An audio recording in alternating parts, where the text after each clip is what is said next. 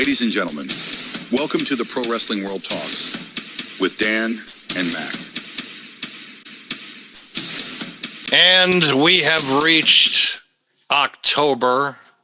We have reached the fall. It's starting to actually feel like fall. And then, of course, this weekend is going to be in the 70s and the 80s here in New England, because that makes complete sense. For all the people that are in Salem, it's like, why don't you just go to the beach? Because you'd probably get the same effect, even though most of the people that are going to Salem anyways are usually pale, long-haired, and, you know, they have their witch hats on and all that stuff. But they're going to be sweating tomorrow, especially in all black. They're going to be like, oh, God, this is terrible. But it's also going to be overcrowded as hell because it's Salem in October. It stinks. Exactly. Good evening, good afternoon, good morning, wherever you are. You are listening or watching Pro Wrestling World Talks here on YouTube under Diamond Cop Podcasting Productions, or on Spotify, Audacity, or wherever you get your podcast nowadays. I am your host, Daniel Burke, and forever joined by my co-host and best friend for over 20 years, Mac. Thanks for coming on to the program again this week. Vast amount of marijuana. Absolutely. I feel like that is the one highlight that has been getting me through the world of professional wrestling lately.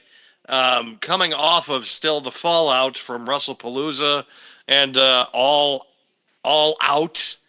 AEW had their 6th anniversary show this past Wednesday night.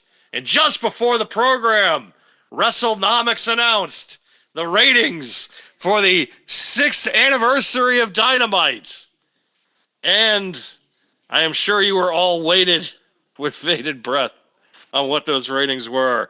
October 1st, Dynamite on TBS. 465,000 viewers with an 0.9 rating at 18 to 49.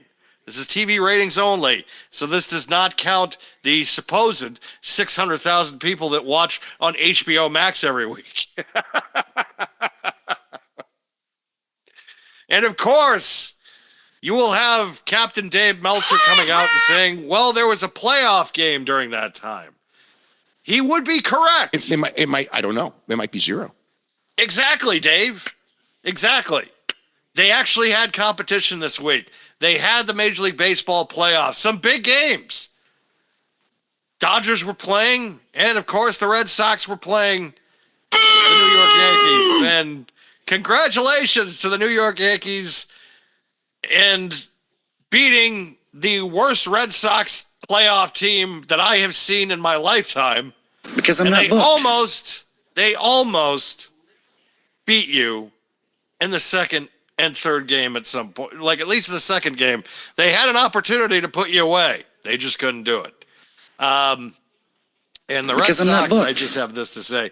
Jared Duran should not be on this team next year. If he is on this team next year, we are going to lose badly. Any outfielder that allows Giancarlo Stanton to hit a double should automatically be fired immediately. Because Stanton can't run for shit. He's older, bigger, he's taller, so he's slower. He's going to move almost at a snail's pace, especially, too, considering he was watching the goddamn ball. He thought the home run was gone. The ball was gone, so he was doing his normal little trot that he would usually do. Of course, he's earned the credentials to do so. And Duran gave up a double because he didn't know how to play it. Of course, I've always had my issues with the guy anyways. Anytime he's up for a big spot, he seems to be nowhere to be found. Just sitting there and watching the ball just go by him. Strike one, strike two, strike three. Oh, shit. Exactly. So the Yankees will now play the Toronto Blue Jays in the divisional round. The Detroit Tigers miraculously learned how to play baseball for 3 games in a row, defeated the Cleveland Guardians. They will be playing the Seattle Mariners in the divisional round. In the National League, it will be LA versus Philadelphia, and the Chicago Cubs going up against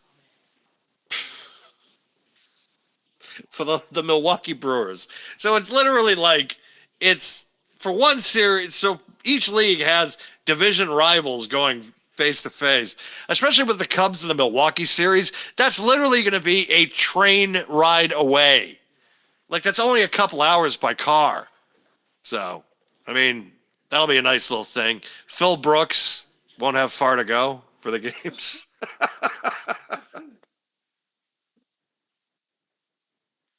God, he would probably hate that if he heard that. He'd be like, why is he calling me by my... Don't do that. Sorry, Punk. Sorry. I know you did the hype video for the Cubs this week. And now they're going to the next round of the playoffs. So congratulations to the Chicago Cubs. Really, just congratulations. Can't wait for a Cubs Milwaukee series and a Philly LA series.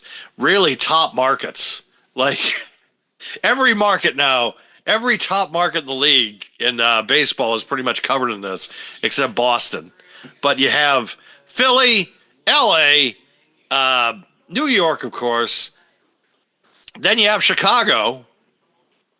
And then you also have the other American League teams as well, with Toronto being a big one. Seattle, which is another big one. So it's like Seattle, again, never won a World Series. Neither has the Milwaukee Brewers. So for those two teams, they have a legitimate chance. Philly would like to get back there again, considering the fact of the amount of money that they've spent. You know who's not making the playoffs, though, that spent a lot of money? The goddamn New York Mets. Exactly. The biggest LOL. Almost like a $375 million payroll. And they shit the bed the last 2 weeks. They got knocked out of the playoffs by the Marlins. Do you know how bad you have to be to get knocked out by the Marlins? That's like losing. That's like being WWE champion and losing to James Ellsworth. Oh, wait.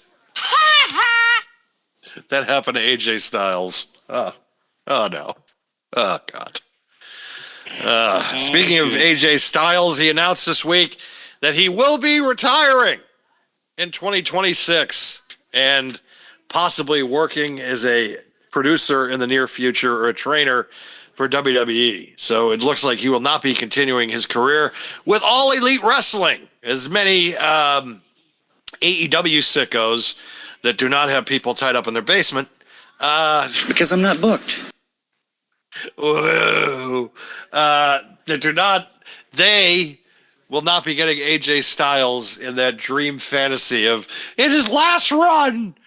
Oh, well, who knows? Maybe he will, because of course Tony might pony up the money. But considering their TV ratings right now and the uncertainty of their TV deal, considering Warner Brothers Discovery, we have talked about it recently, especially with Paramount making a cash offer.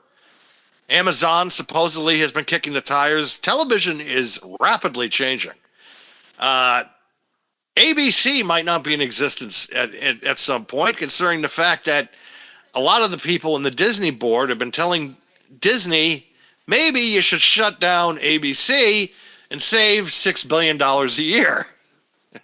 That might be a legitimate thing they do, because that also might take care of the problem with people being mad that Jimmy Kimmel was off the air, and then him losing like 65% of his audience in 2 days of his return.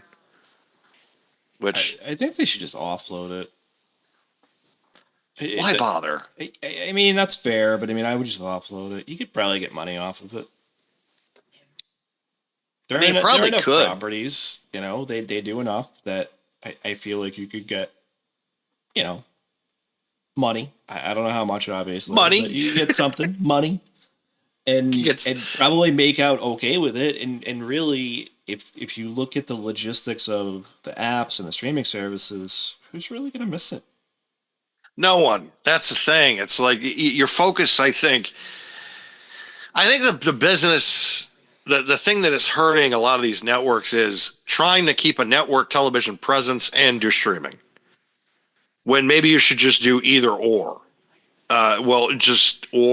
Just one thing instead of, because then it's like, you're paying for the production for the network, and then you're paying for the production. So it's like twofold.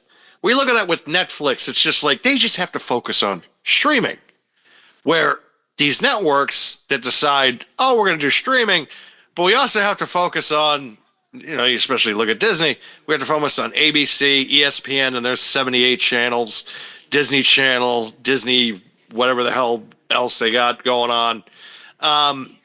So that makes it a little difficult.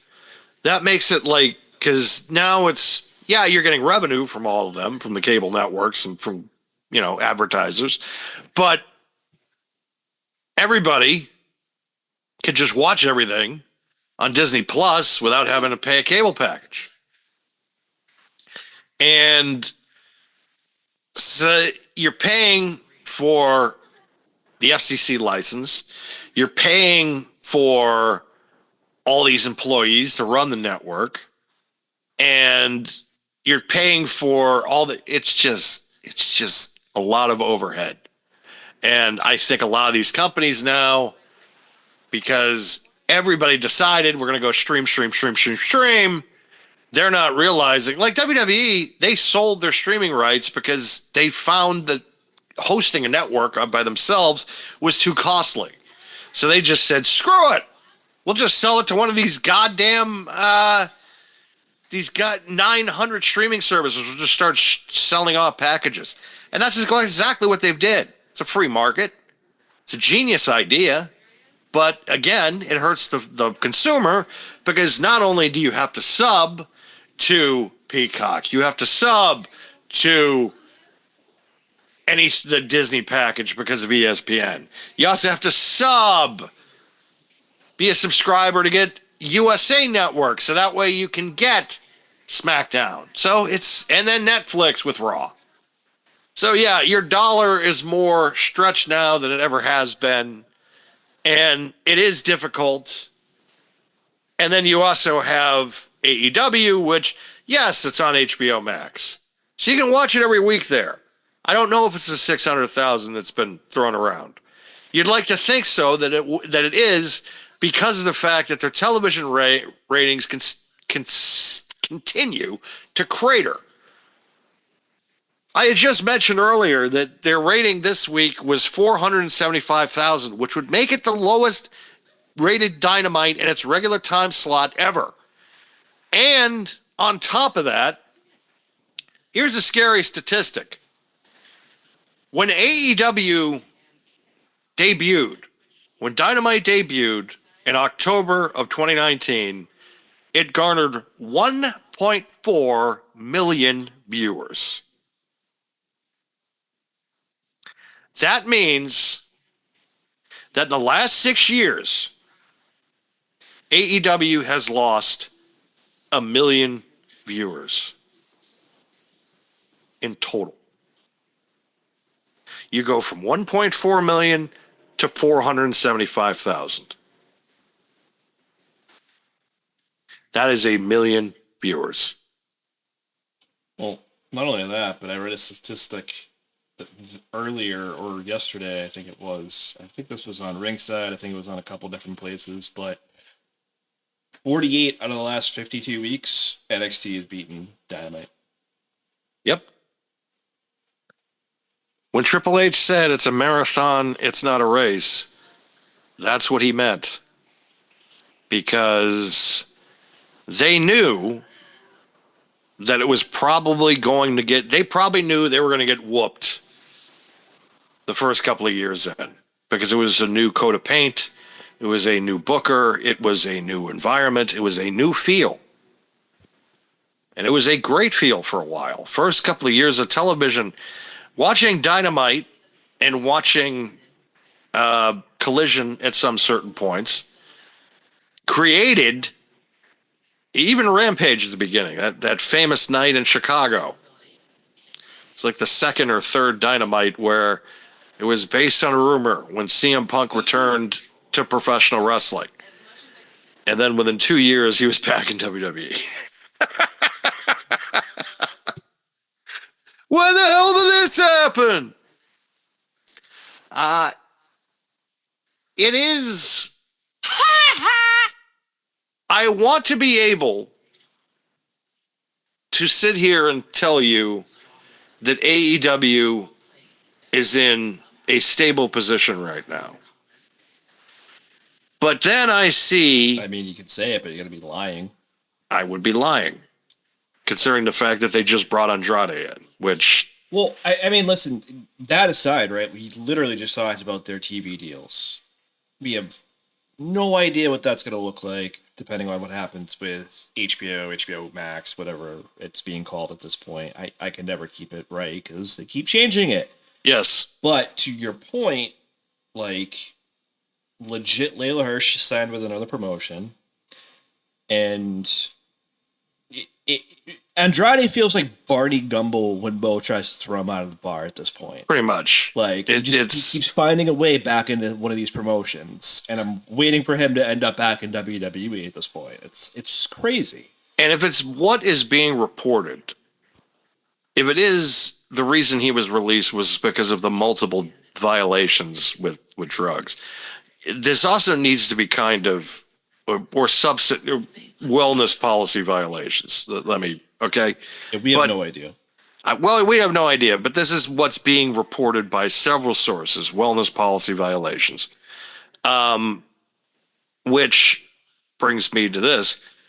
If you know that, and that is what's being reported, and you know you're talking to certain people, the dirt sheets and things of that nature, don't you think that if you got that as a clue, and after the Jeff Hardy situation a few years back, you'd stay away from this because of the fact that this could be an issue? And I'm not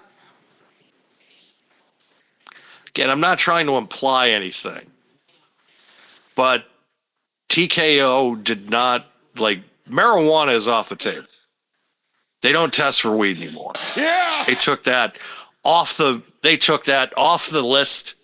So you don't get fined. You don't get anything anymore for weed.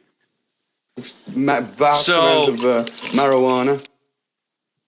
What could it have been? Because if it was because the other substances, and I'm not saying that he could be on, he could be on performance enhancers. I don't know. I don't know, but there's other things that if you're, it's really hard to test positive for some other drugs because they don't stay in your system that long. So it's cocaine is a hell of a drug. Exactly. At least with that one, it's out of your system within a few days. So it's like, but of course, if it's random drug tests and, I party one night. I mean, I don't know. Cocaine is a hell of a drug. That also could make a lot of sense in why that at one point they couldn't contact him. Like, they were trying to contact him to come back to work, and he pretty much flaked on them, which led them to just giving him his outright release without a 90-day clause, which is why he pretty much just went from WWE TV. This guy was at wrestling at SummerSlam literally 2 months ago, teaming with Ray Phoenix, and he debuts on the 6th anniversary of Dynamite. God damn it. He's the 900th member of the Don Callis family, which somebody had mentioned. It's like, wow, this is bigger than the NWOB team. Like, this, the amount of people in this. Cocaine is a hell of a drug. That's where we're at, folks. That's where the state of AEW is. I tend to agree, though, with Hangman Page when he pretty much just like, why is there ICE advertisements on Dynamite? Which, yeah, I'd be pissed off about that, too. If you're the world champion of the company and you have wrestlers in the company that work. By the way, nope. I need to remind people that ICE, you cannot arrest Bad Bunny at the halftime show because he's from Puerto Rico, which is a U.S. providence. Okay, like Territory, but yeah. learn your geography a little bit. It's U.S. territory. This is Okay. literally why I was saying no, because I knew you were going right for this. Well, because it's just It's dumb. It's dumb. It's so dumb. It's like, It would why be are the same you? if people were trying to deport somebody who is from the U.S. Virgin Islands or Guam or anything like that? Like, it's U.S. territory. Exactly. You can't It's deport U.S. them. territory. He's a citizen. He's a citizen of the country. Come on.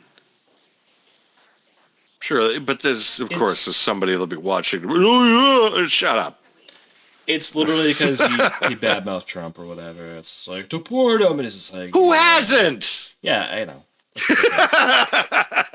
And I know people are up in arms because apparently he did something in drag once, and then Gavin Newsom tried to throw JD Vance under the bus for doing the same thing. It's like, I'm done. Just stop. Gavin Newsom annoys me. And it's just something about his face. Every politician annoys. Well, I'm in the same boat, but like Gavin Newsom, especially, I just look at him and I'm like, eh. Well, I mean, yeah, there's that too. But I don't mean, he want doesn't. The problem with him is too, he doesn't know how to put out a fire. So like that's. he doesn't know how to his do a number lot one of issue. things like low No, gas but, you know- prices and give people aid that they actually need, stuff like that. Gavin, how do we put this fire out? Sand. We have sand. Oh God.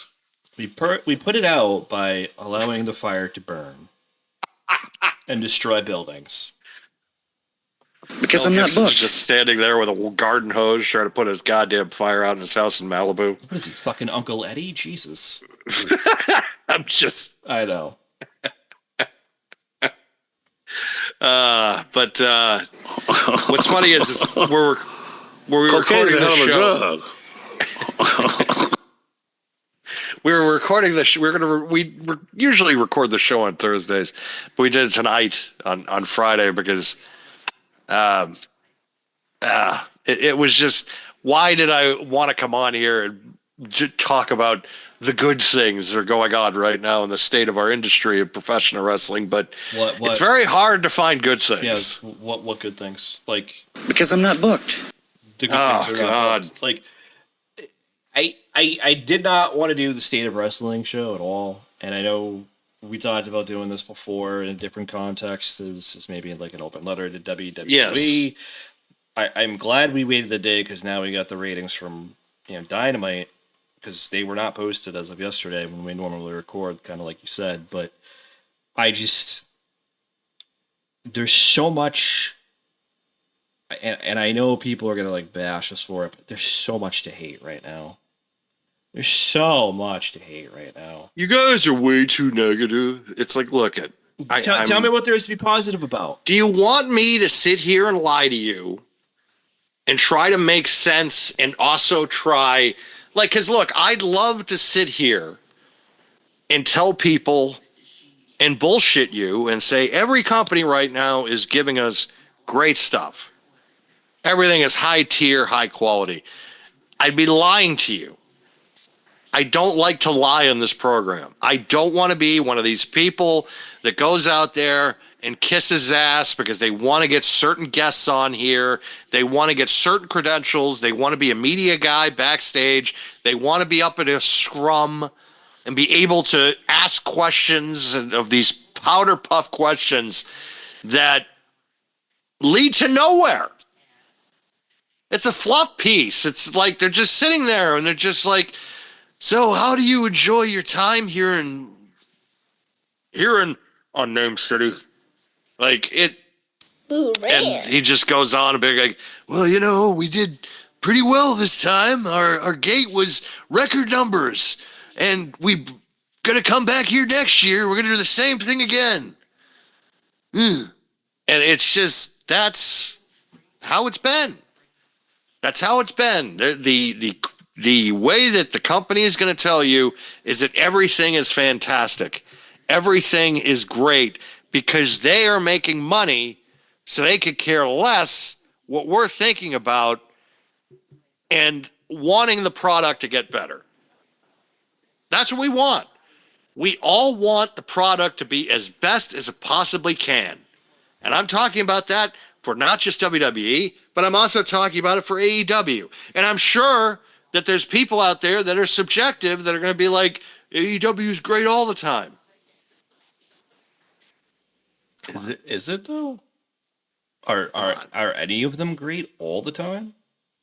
Doesn't have to be the top 3, 4, whatever promotions. Like I don't think that's true. I just don't.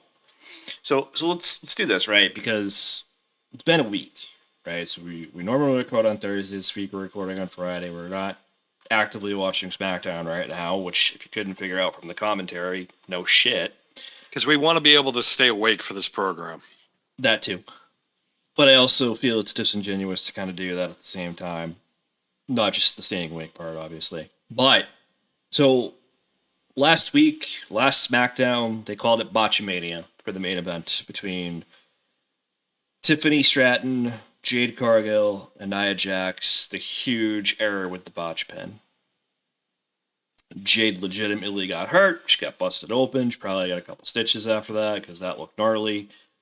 And then some cue was missed to either by Nia or Tiffany. It's hard to tell. Apparently the finish was for an interrupted pin, but then I don't know, there was some kind of miscommunication. I don't know if somebody forgot a cue or if they were concerned about Jade or whatever, but that did not look good. Especially for a main event. The match leading up to the botch pin was actually very good. It was. Absolutely. It was probably one of the best women triple threat matches of the year, which is saying something because there have been some really damn good ones. Yeah. But unfortunately, somebody said it best. All you remember is the finish. And it was not good. It was on live network television for the world to see. And that is part of the problem with this product. Shit happens. And if Vince was in charge, I know that just would have been a pin. That would have been a 3 count. And that's what it should have been. You blow a spot, fuck it. 3 count. That should have been it because Tiffany was still going to win anyways. Exactly. Like, I think all they did was, like, maybe she hit Nia and then she did the prettiest moonsault ever and then that was the finish. Like, what? Like, less than a minute later anyways? Exactly. Just let it be the finish. Have her walk around the ring with a belt and extra time. Like, it was dumb. It was so dumb. You're right. Vince probably would have been like, just call it. I think it was Jim Cornette who said it. He was talking about it. He was just like, these guys, these two, they didn't know what the fuck they were doing. But then all of a sudden they screw up and then they're trying to do spots. And I'm just like, small package, crucifix, just fucking end this thing. And you got to learn to adapt and be on the fly. And you have 3 people in that match and the referee. So you have 4. I understand you can make the argument about Jade Cargill. You can make the argument about Tiffany Stratton that they really can't call a match, which is part of the problem. Because if you call a match, like that wouldn't have happened in a John Cena match. That wouldn't have happened in a match with The Undertaker, Bret Hart, CM Punk. That wouldn't have happened because they know what to do. Tiffany's young, and she's going to have to take time to get more of a feel. It's not just about moves. And it's the same thing with Jade. And Nia to a certain extent. That should have been 1, 2, 3. I don't give a shit about the next spot. I don't give a shit was planned. Her shoulder is still down. This is live television.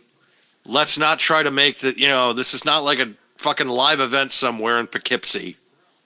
This is live TV.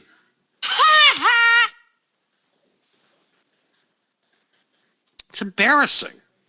Well, It's embarrassing. It's the main event, network television. It's also ruining a matchup that was actually really, really good. it was good. No one's going to remember that now. They're just going to remember, Nia didn't kick I her. really didn't like the fact that Nia got blamed as heavily as she did. Not just for that, obviously, because I feel like that was a miscommunication. Shit happens, but also It was but also mostly for the getting ref. Jade, but it was, but also for getting Jade busted open. Like Again, shit think happens. Jade needs to share a little blame there too, and she did go probably a little harder than she needed to on those steps. Yes. No, she had to learn. She needed to break a little quicker than she did. So it's not completely on Nia Jax's fault. I don't blame her either for the spot of the I don't pin either. because that you're waiting. She did her job. She's waiting because your job is with the spot of it, Jade's supposed to come in and do the break up the pin because you're selling for Tiffany. You're selling Tiffany has got you 1, 2, 3, but Jade came in and stopped the count. That's what you're selling. So Nia was technically doing her job. The referee, I don't give a shit what's planned. If she's down and the shoulders are down, 1, 2, 3, end it. Don't 1, 2, I mean, the only excuse to me is somebody's in her ear saying, okay, it's a false finish, it's a 2 count. That's the only excuse for me. And we'll never know that, right? But that to me would be the only excuse at that point. I don't understand otherwise why she wouldn't have just counted at 3. But speaking of embarrassment still with WWE real quick, I want to transition to Monday because Seth Rollins is champion. that too. And that's partially what we're going to talk about here. But Seth Rollins is in the ring. Cody Rhodes comes out, and there's absolutely no pyro for Cody. Absolutely no pyro went off during either of the woes, and it Because I think or the punch pyro, down either.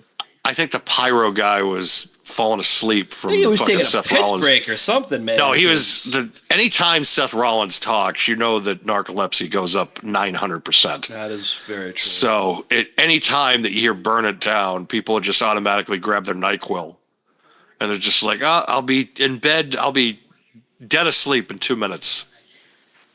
Vast amount of marijuana. I'm a visionary. I'm the heavyweight champion.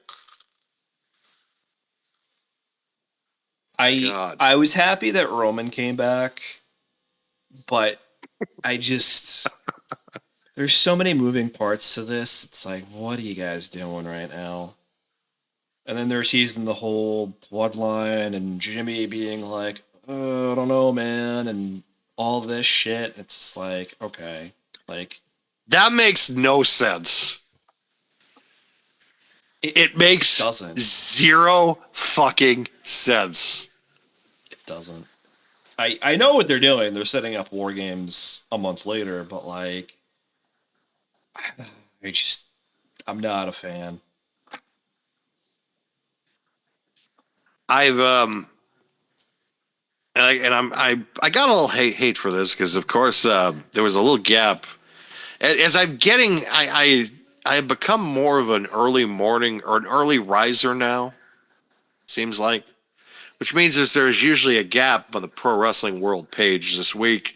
I actually wrote a post and I talked about how Seth Rollins is the most overrated main event talent in the WWE in the last 10 years. And I ended up getting a lot of negativity for that. Not as much as I thought I would. There were a lot of people, I think it was more 50-50 on agree, or maybe 60-40 people agreed, disagreed. I got a lot of laugh reacts, and of course there were a lot of people on there that said that I don't know. I love it when people say I don't know anything about professional wrestling because you are seriously underestimating me and not because I've read a lot of people's comments and I've seen a lot of people's logic and just how they think, how they understand wrestling. And fact is there are a lot of you that if you had the opportunity to book your show, you would be out of business within 6 months. Because so hold on, I'm not gonna go that deep into that conversation, but here's what I would say: if you could run your own promotion and it was WWE, let's just say it that way, right? You had WWE's talent pool. How many of you are going to put Seth Rollins in the main event? That's the only question that needs to be asked. that's true. That is the question that needs to be asked. If you have Roman Reigns on your roster, Cody Rhodes, CM Punk, LA Knight, hell, if you want to bring any legend, You got Brock back too. you got Brock back. You mean to tell me you're going to forget about all those guys and you're going to just put Seth Rollins in there every single time? Oh, but it's a solid match. Cody Rhodes is a better worker, in my opinion, than Seth Rollins. And he is also something that Seth Rollins in it isn't. And it's a word that it's our key word of the day. It's our word of the day, folks, on this show. And it's been a word consistently that I use on this show. And I always have to echo it to make sure that people understand. Seth Rollins is not compelling. He's not compelling. That is the Seth Rollins issue. He is not compelling. Every single time. The last time that they tried to give him the ball and, they put everything around him, right, was in 2019. And what was WWE's really worst of their creative years? It was 2019. I mean, they did give him the World Heavyweight Championship when they relaunched it, though. Yeah, and that was fine. But still Roman was still like the centerpiece. That's fair. And it's like, and Rollins was still like, people liked him because of the whole Joker gimmick and the music. So people liked him. People liked him then because he didn't come off as like, he didn't come out with these 35-minute promos about how fucking great he is. And he didn't surround himself with guys that, again, are just J&J security, except they're more. And what's funny is everybody, I did see a lot of people who are just like, man, I'm going for Seth Rollins in this feud against Cody Rhodes. It's like the only time possible that I could think of someone wanted to do that. This is the same Seth Rollins that people were defending, that when he fought Dolph Ziggler in a Iron Man match a couple of years ago for the IC title, when Rollins was a high mid-card guy, they were so bored because it was the main event of a pay-per-view. They were so bored, they were just doing the countdown clock from the Royal Rumble. They were just like 10, 9, 8, and it was in the middle of an Iron Man match. They were just doing it because they were so bored. Because it's something that I said it in a conversation the other day with a friend, and same mutual friend in a chat group. We were talking about Bret Hart. I said, Bret Hart's biggest problem is that, yes, he thinks that, and he's one of the greatest technical wrestlers in the history of the industry. But if you notice, he's always bitter at guys that drew more money than him and that had less ability than him. Goldberg, Hulk Hogan, Triple H, but they drew far more money. And the reason for that is because, and this is a hard statement that a lot of AEW fans probably don't want to hear, a lot of Seth Rollins fans don't want to hear, the mainstream wrestling audience does not give a shit about work rate. They don't. They don't care. I don't think that's entirely true. I do think it's less important, however, though. I don't want to sit here and say that it's not important at all or that people don't care. I think there are people that genuinely care. and we could look at a lot of different people that are bouncing between, I'm just going to say in air quotes here, promotions, whether that be within WWE, bouncing around NXT and AAA. And I think that's awesome. But I also think that there are only so many people that are going to be able to get away with that. Like Dom. Question for you. What's up? Out of the mainstream wrestling audience, how many of them do you think watches AEW on a weekly basis? I mean, it's definitely not the million it was when it launched, and I struggle to even think that it's actually the 478,000 or whatever the number was for this week's Dynamite. Because I do believe that there's probably people out there that it's just like Watch everything, probably. that watch everything. Right. And yeah, they think about work rate and that type of stuff. But the majority of wrestling fans don't know who Dave Meltzer is. Like the majority of like the people that just watch for the sake of watching, they don't go online. They don't seek stuff out like that. They don't go on wrestling news sites. They don't, subscribe to pro wrestling. Maybe they subscribe to Pro Wrestling World, but like they don't sit there and look at and try to get too deep with like inside baseball terminology, But I don't think there's a need for that, right? Like, this isn't 10, 20, 30 plus years ago when we were kind of growing up and watching this stuff where it was a different atmosphere at those times. Now it's just so accessible, regardless of whether or not you're buying all those apps or paying for them monthly or whatever the case may be. I feel like that wrestling is just so accessible, and that's not just for WWE, but for all the promotions. So are there people that maybe don't go online to the forums or, listen to us as it were even, or listen to your Dave Meltzers? Yeah, absolutely, because there's no need in some cases. You want to listen to people talk about it like us? Great, you're going to continue to do so. If you don't care about that, you're probably going to continue not caring about it. And I also think that, just speaking on Dave Meltzer real quick, Dave's an old hat. He is. He has a great wrestling knowledge, and he's been around the industry for a very, very long time. But you also have others that are up and coming, like CVV and a bunch. And Cornette obviously is an old hat as well, but he's fucking hilarious, so people still listen and watch. But to that point, if we're talking about work rate, yeah, there are going to be people that don't care. There are going to be people that do care. I don't objectively care about Showdown, which we'll talk about in a few minutes here. But like, at the same token, like, there are people that legitimately want... It's gonna be a showdown! It's gonna be awful is what it is. It's just, there are gonna be people that care about that stuff, and then there's gonna be others that don't. And it's a mix, I feel like. I think they just want to see Joe Hendry. They don't care about anything else. I don't even want to see that, but sure. I believe in Joe Hendry.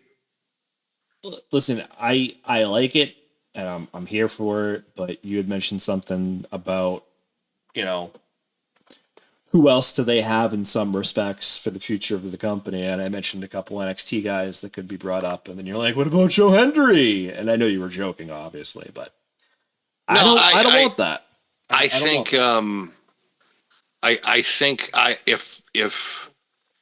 if you are going to base your entire company around two guys, I think it would be Trick Williams and Obafemi.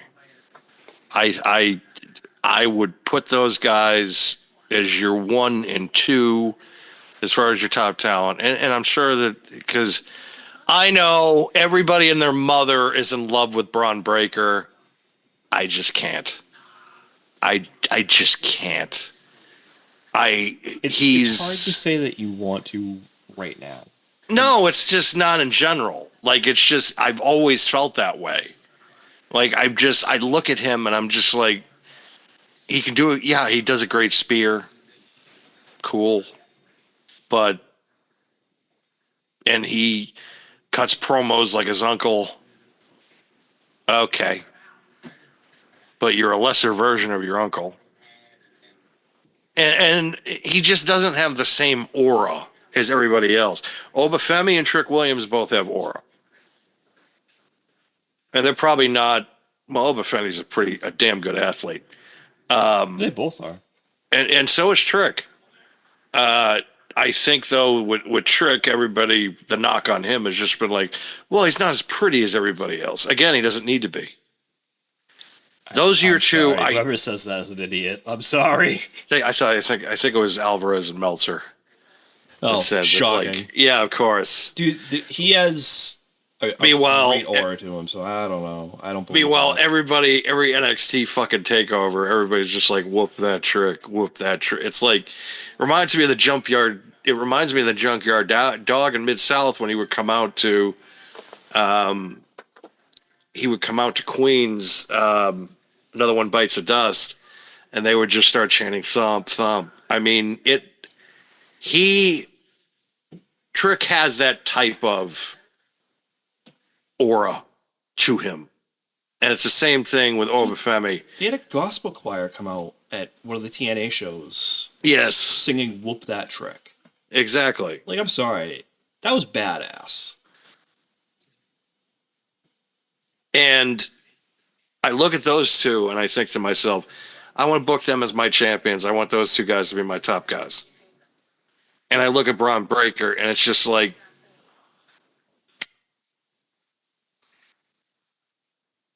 I'd rather have Wardlow.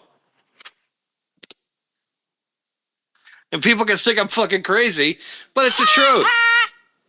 Wardlow looks more of a star than Braun Breaker does. Because Braun Breaker, to me, he just looks like, I think he's got a look. I think he's definitely athletic. I just feel like he has great athlete, but I don't think he's a great character. Yeah, I don't. But that's why I say you got to give it time, because he has zero character development at the moment in this whole faction. And I think he is going to be like Brock, and he's going to need a mouthpiece. And that's why when we were having a conversation elsewhere earlier, I said that they should keep him with Heyman and just, get him away from Bronson Reed and get him away from Seth Rollins, because it's not doing anybody any favors. It's not doing him any favors. It's not allowing him to grow on his own. And I know what their idea. Oh, it's going to be like Batista and Triple H. Yeah. Yeah, you know what I don't want? It's that. I don't want that at all. I want Seth Rollins to just get the fucking title taken off him, and so that way we can move into something else. Like, that's my biggest issue is they know that this is a failure. They know it. They can look at the ratings. They can think to themselves all they want but they got to keep doing it. You learned 6 years ago Seth Rollins cannot carry a brand. You knew that 6 years ago. You knew you had to do it in a certain way with Rollins to keep him over. It worked in 2023. But now it doesn't work because you changed the paint scheme. But you really didn't. Because he's still wearing the dumb outfits. He's still coming out to his music. Yeah. But what is it now? What's different is he's coming out to these same whiny ass fucking promos. Now they're finally starting to use Heyman for things. But now it's the Heyman of, because they never are going to be able to have Heyman have like working with somebody like exclusively, and they're going to be trusting them 100% because it's just like, well, you're just going to screw me down the line, because he will. But this isn't making any of them better.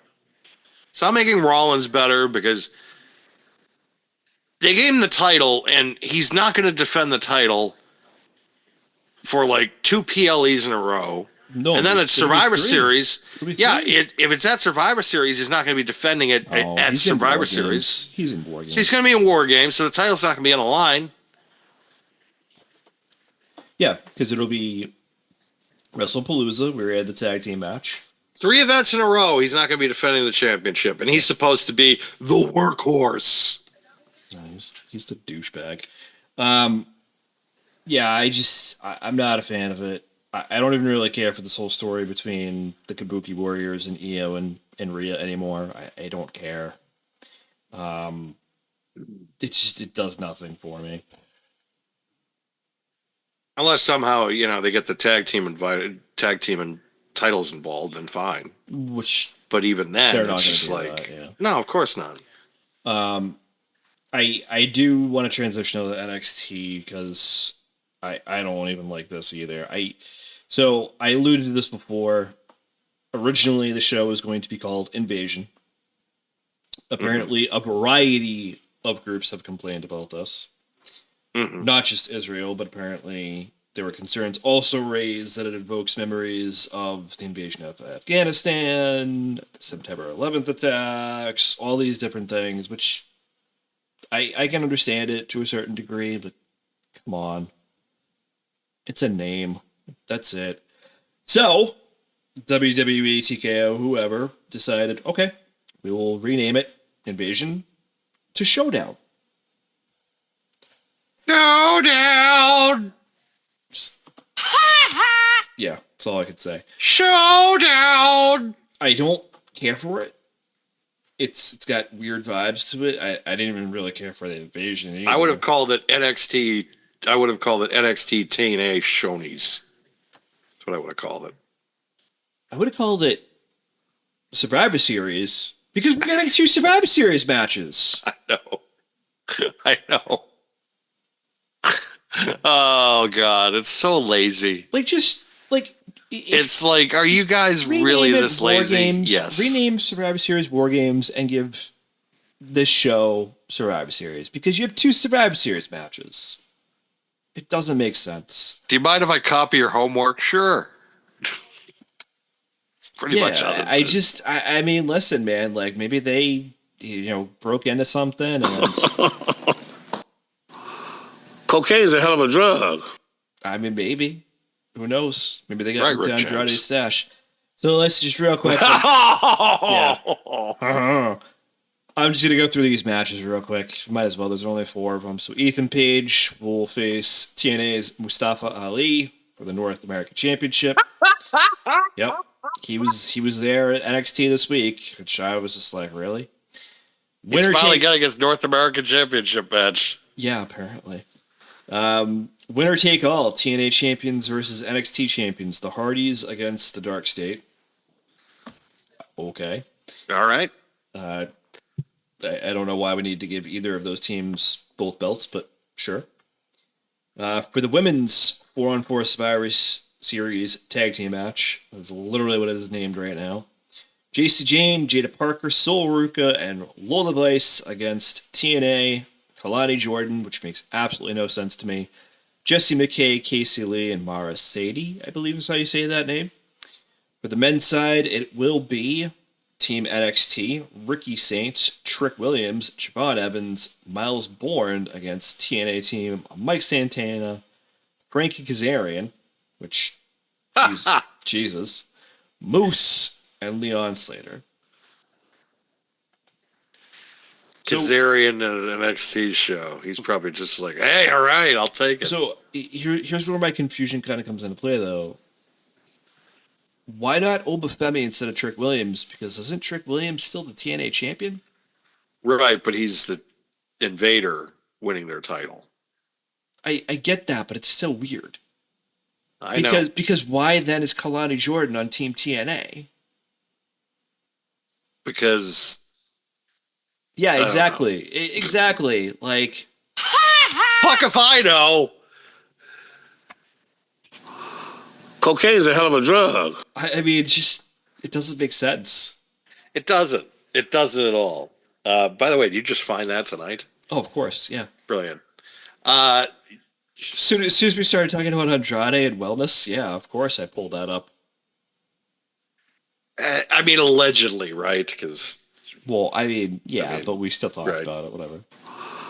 Cocaine's a for hell all of a we drug. know, I mean, he might have connections with certain. Yeah, I don't want to piss them off. You're the one wishing that shit into existence. Let's not. Hey, hey, drugs are fun. I mean, Vast amounts of marijuana. I am now a proud medical card holder, folks. That has finally occurred. And there are some benefits to it, like no taxes. Love that. And also having the ability to get like 50 milligram, 500 a bag of 500 milligram gummies.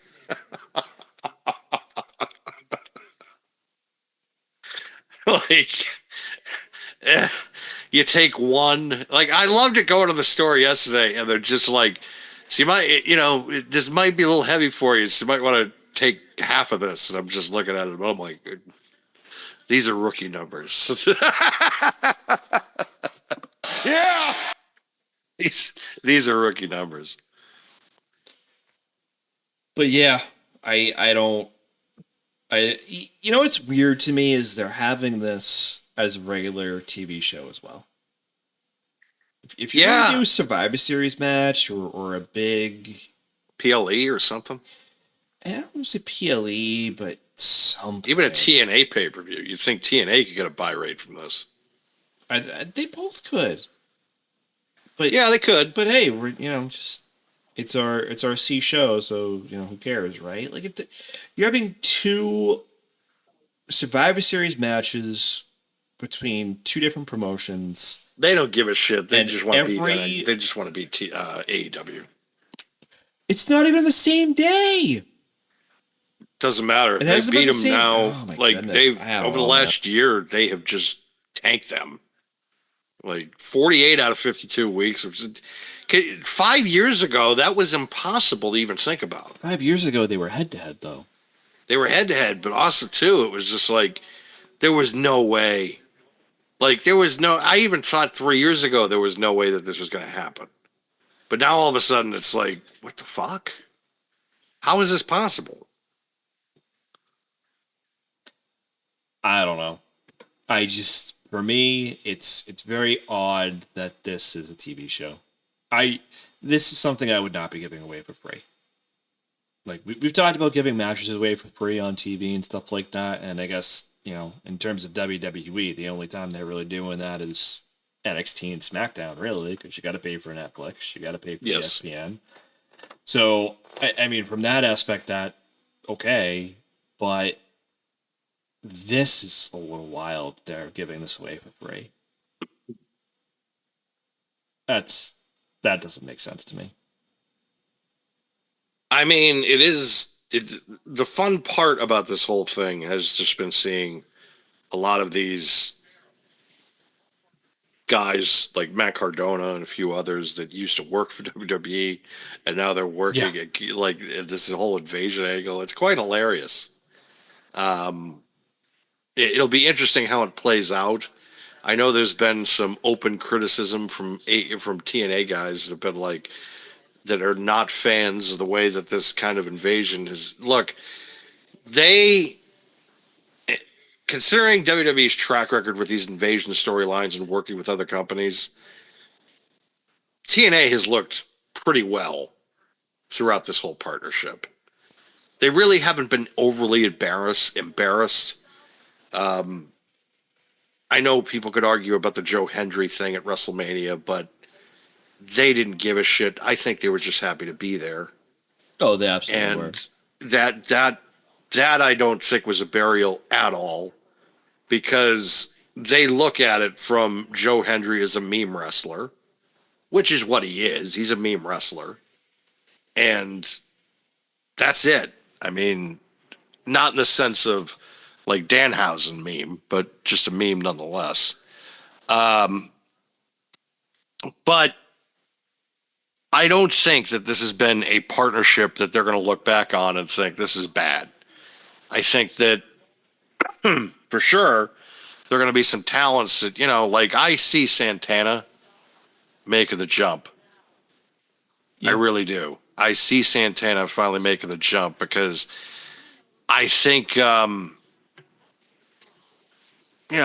really trying to get over with a lot of the Latin markets now, and then too with, your relationship with AAA, the fact that you own it, the fact now too that the Latino talent is really starting to kind of take over, especially with the fact that Lola Vice has become a real top star in the brand, and also with her relationship with Damian Priest, that's gonna she'll eventually get the main roster push.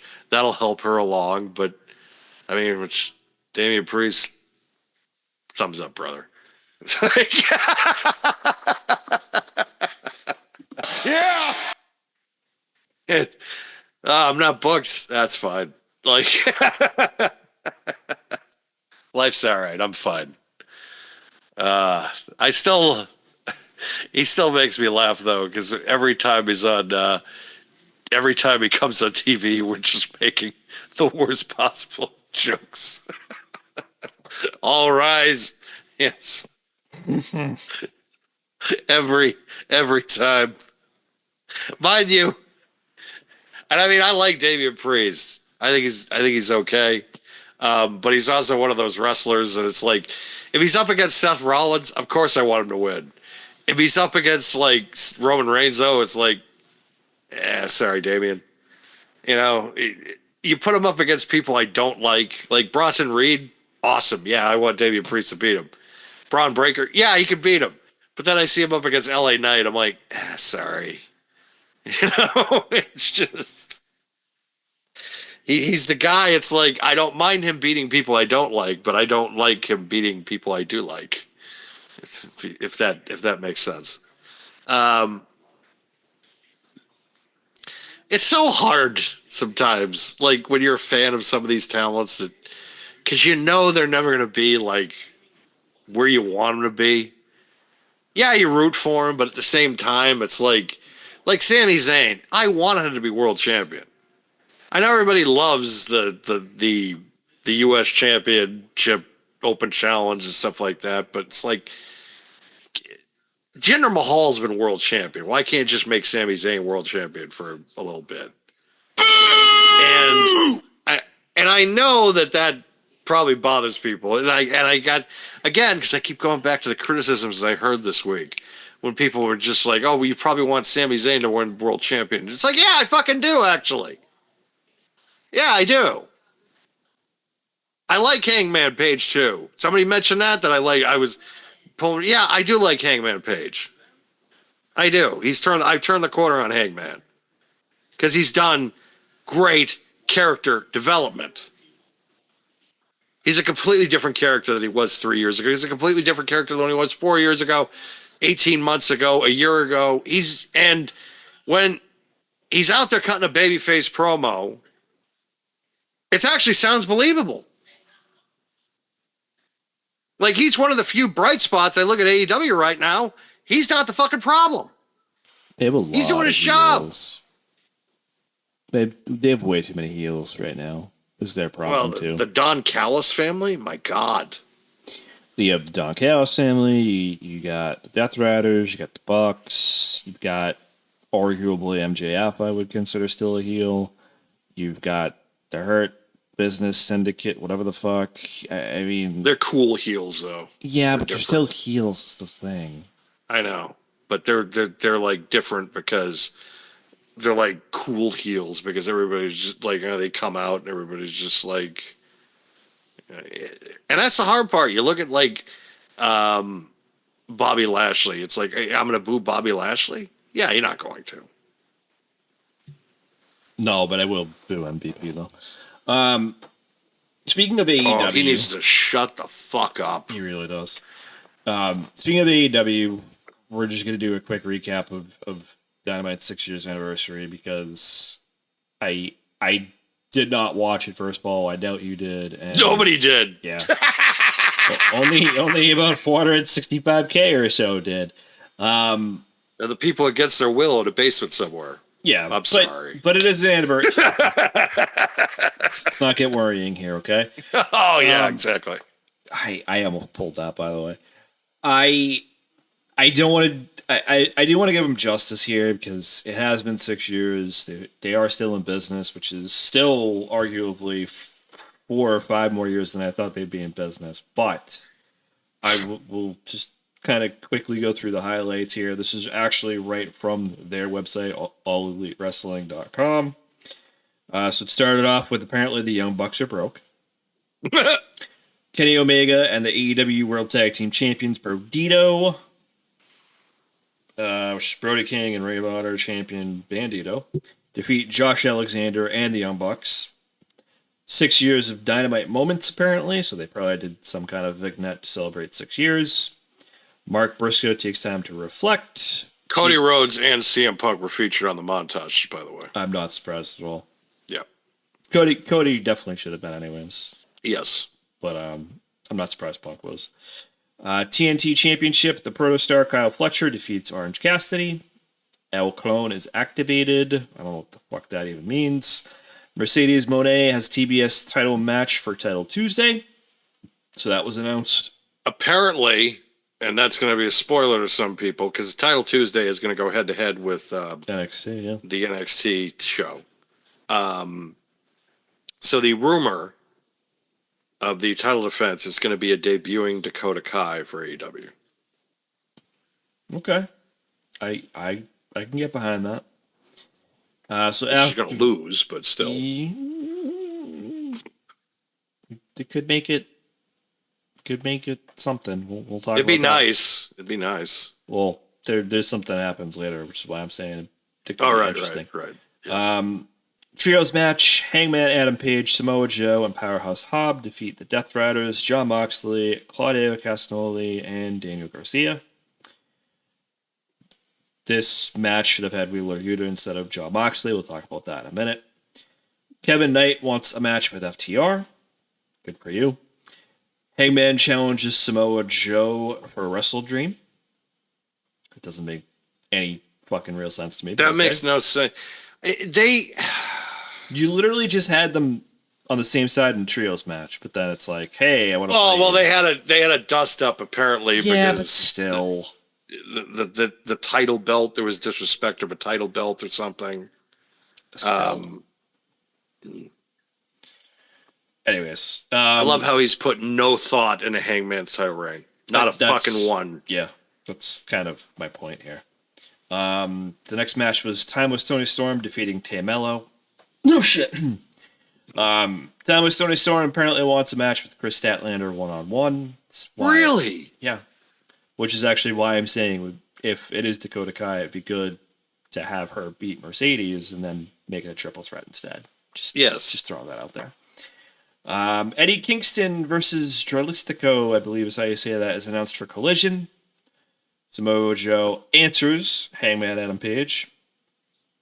GOA, which is Bishop Khan and Toa Leona, defeat the Swirl, which I have no idea who that is, and I'm sure I'll get flack for that, but it sounds like a swirly, so just saying.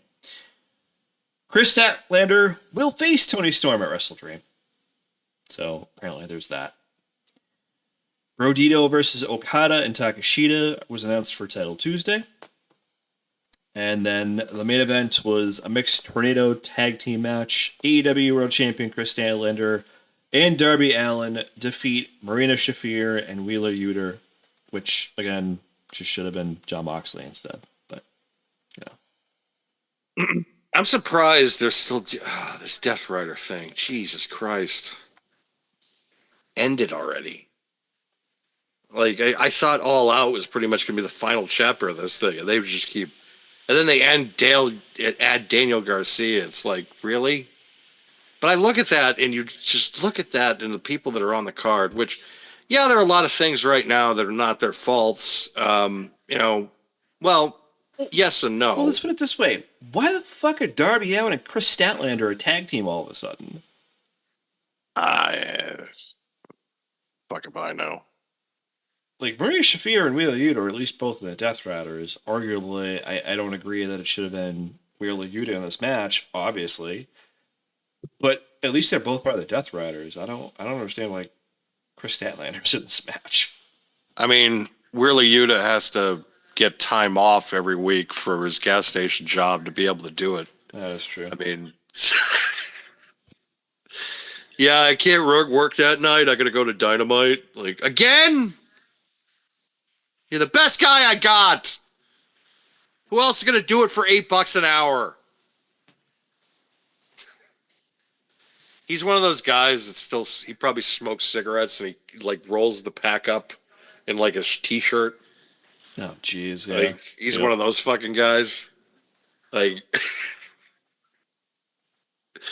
Wheeler Yuta probably is going to watch this someday and just be like, what is this fucking problem against me? He's been calling me a goddamn gas station attendant my whole career.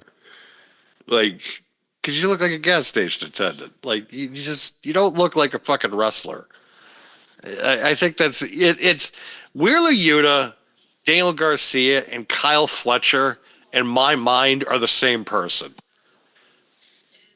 They just wear different hair pieces. I mean, half this roster is the same person to me. They really are. Like, you got guys like Beretta or Trent or whatever the fuck. Like, there's all these. There's, and you look at the perfect example of it. Look at the Don Callis family. 6 or 7 of the guys are just interchangeable, like NPCs. They just are. Like, who gives a shit about half these guys? They're never going to make big money. They're just there. They're fucking window dressing. They're never going to win. Like, their entire winning percentage is probably going to be like 125. Those are the guys that are going to be just taking the L's all the time of the Don Callis family, so it evens out. Yep. Yeah, Okan is going to keep winning, and Takashita is going to keep winning. But, you know, this pissant, he can lose every week.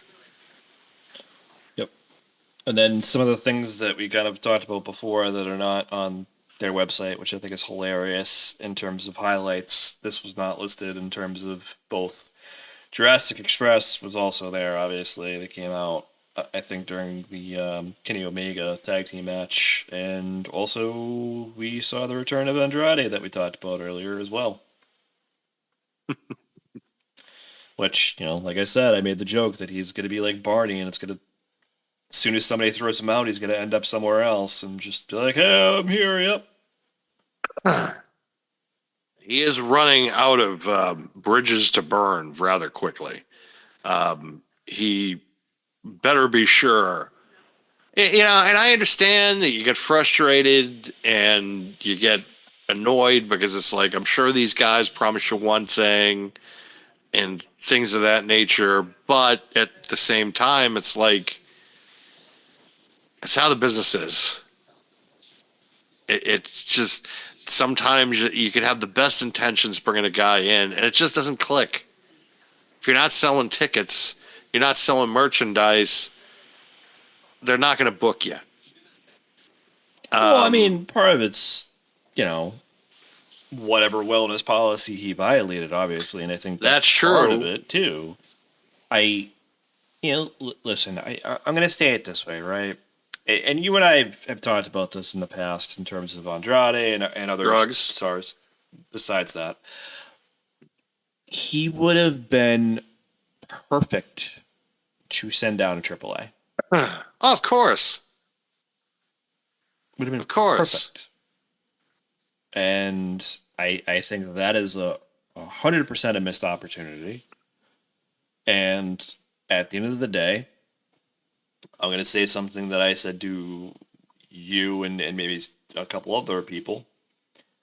I think anybody that looked at Charlotte Flair and blamed her for her divorce, and I understand people are going to be like, oh, well, you know, when you're divorced that many times, you have to look at yourself and be like, you're the problem.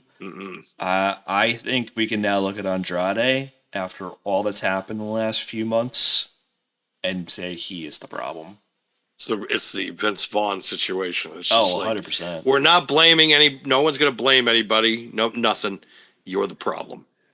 You're a real problem.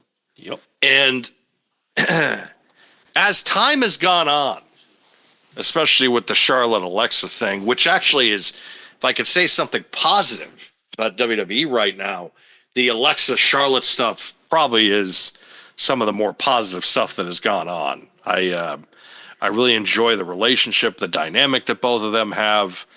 Charlotte looks like she's having a blast, which is great considering the fact of that. And I know people are going to go back and be like, oh, well, did you hear some of these things I said earlier this year about Charlotte?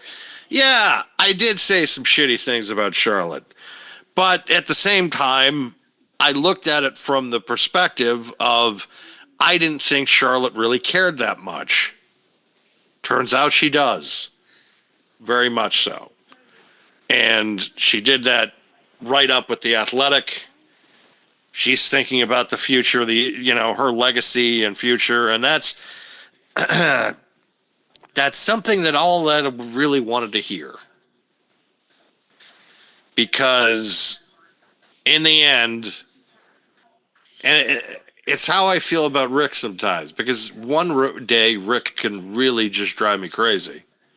And Rick is numero uno as far as it's like a conversation I always have internally. It's like one day it's Hogan and the next day it's Flair as far as the two biggest influences. But I mainly say that both of them have the equal influences, I think, on me than anybody else in the history, and The Undertaker. Because I'm not booked. And Steve Austin. Like, they're my Mount Rushmore is where I usually set it as. Those are the guys that I think have more of an influence on me in the industry than anything. One day Ric Flair could do something really embarrassing where I'm just like, ugh. And then I see stuff like him giving $1,000 tip to a waitress, some random waitress, and I'm just like, all right, I love you, Rick. Like, little things like that you just say, all right, yeah, he's still the nature boy. Like, he's still the man. And that's how I look at Charlotte and her legacy and what she wants to leave behind. She wants to have a strong legacy like her dad did. She's earned the right. She looks like she's having a blast, which I'm happy for. It looks like Alexa's having a blast, except I always have felt like Alexa looks like she's always having a blast in the industry. She was somebody I thought that might have dipped out a little early. I also thought injuries were going to force her to come, but she's come back every single time. And she's going to go down as one of the more, because nobody talks about Alexa Bliss compared to Sasha, Becky, and Bayley. But I look at her legacy, I look at Charlotte's legacy, where Charlotte's legacy a year ago, I was like, well, I'm going to put her probably like third in the Horsewomen. But now it's like, no, she's second or one. It's like between her and Bayley. Because Bayley is also another positive, because I am kind of liking her character work that she's doing now.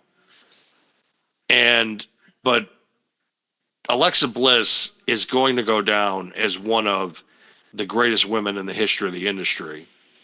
And she's easily in the top 10, I feel like. Easily, without question. And she is going to have a tremendous legacy at the end of this. And there's also somebody that doesn't get enough credit for still going at this. Constant injuries. The questions about not getting cleared because of the head injuries. She comes back. She gets pregnant. Has the baby. Takes 2 years off so that way she could raise the kid. And then comes back. And they both seem to be having a blast right now. And that is one of my favorite parts kind of right now of what WWE is doing. And there's not a lot of positives, but I feel like Charlotte and Alexa are right up there as far as the positives go. Oh, I mean, to your point, I mean, I'm just gonna say it this way too, to not so much bottom line it, but almost agree. And it's something that we've both talked about numerous times, is that the women have been carrying the promotion for a while at this point. Oh, they have. So in Roman Reigns' absence full time, yes, they have. Even though Cody Rhodes has also been carrying the ball as well as QB1, which it's the truth. Well, I don't even mean it just that way, but like the match quality too. Like, Yes, I agree. take the triple threat match from last SmackDown out of the equation, and everything else that the women are doing have been pretty solid. Except Becky Lynch. I mean, I'm not going to disagree, because I haven't been a huge fan of what they've been doing with her. But again, like, there is a certain aspect of Becky that, yeah, it hasn't been great lately, but she's been okay. She hasn't been awful. Like, I'm just going to say it that way. Some of the things that she does in her matches, yeah, not so much. Like, I don't like when she gets out of control with banging her head against the announce table. That's dumb. You're not showing me that you care, and the fact that it was against Nikki Bella probably didn't help that. But, you know, her match with AJ and CM Punk and Seth was not bad. I just don't like the whiny backstage promos between her and Seth. I think those are dumb.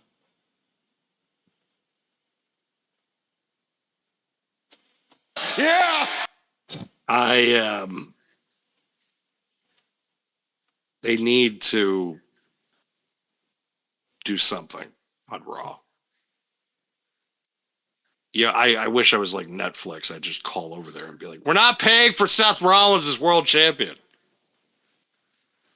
Get the fucking title off. Well, yeah, I mean, to that aspect too, and we're just talking about Becky anyways, I think it's kind of funny, but like, they need to get that belt off her too.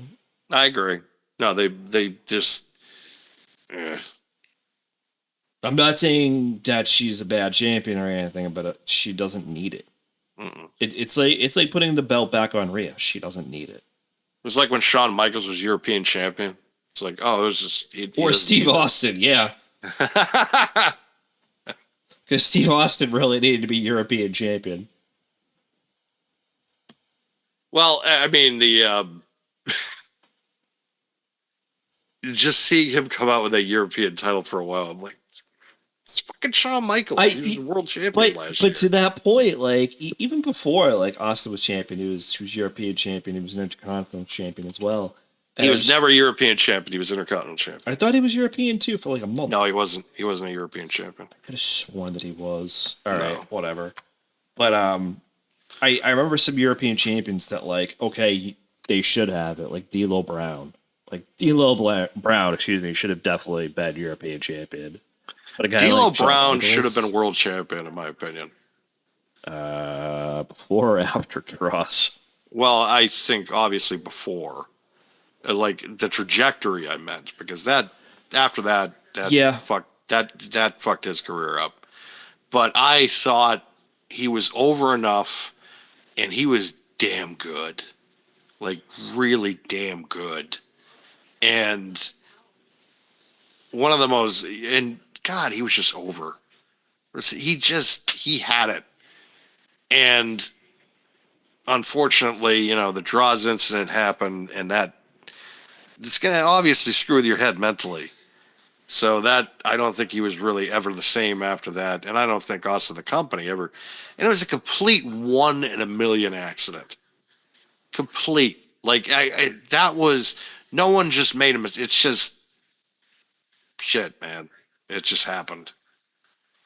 And Yeah. obviously you don't recover from that mentally, because it's just like, shit, man.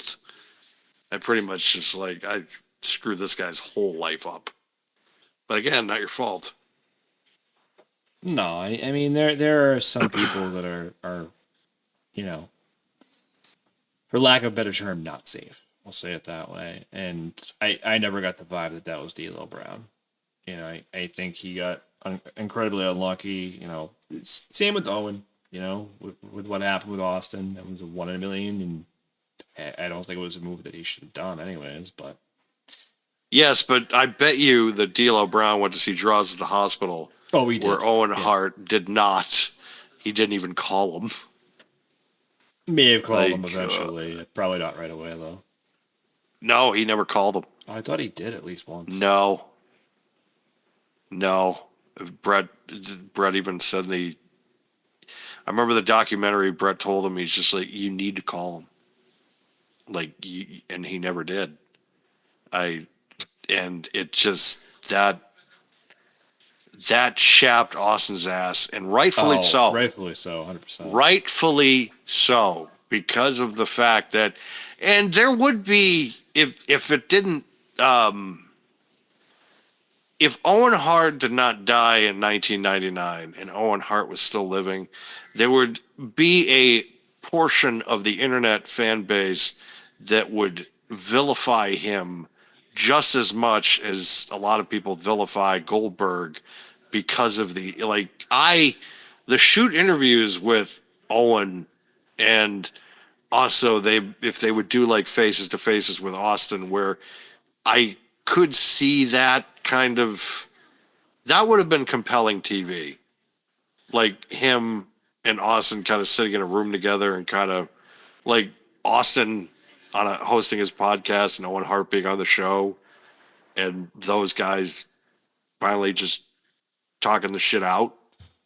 And that would have been really compelling television that unfortunately we were not able to get because of his passing. Yeah. Terrible judgment call by the company.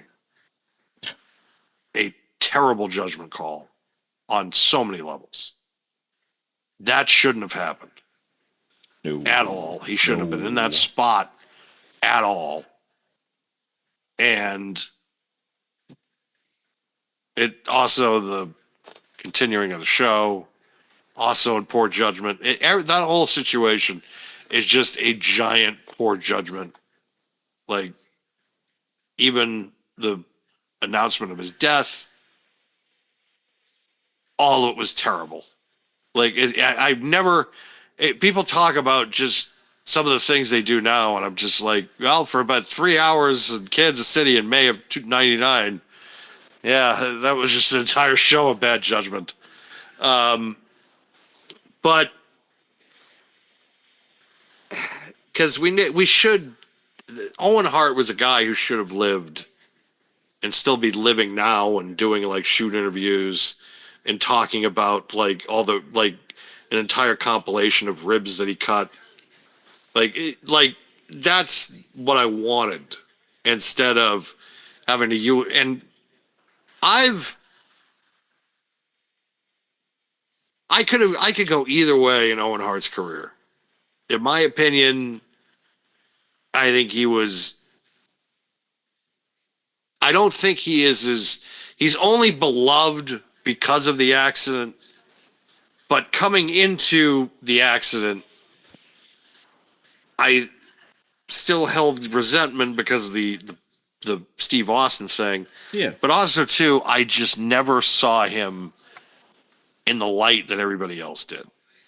I thought he was a great talent. I think he had a great feud with Brett, obviously. Yes, I thought that was his high point, but it was like, and the Nation thing was hilarious too. I'm sorry. That was quite hilarious because it was like it was like Steve Martin to the Jerk. Yeah, like you're just sitting there, you're like, what the fuck is this? Like it's just like it was the most random thing. Cocaine's a hell of a drug. Exactly. It was one of the most random goddamn combinations, but it worked for a time. It did. And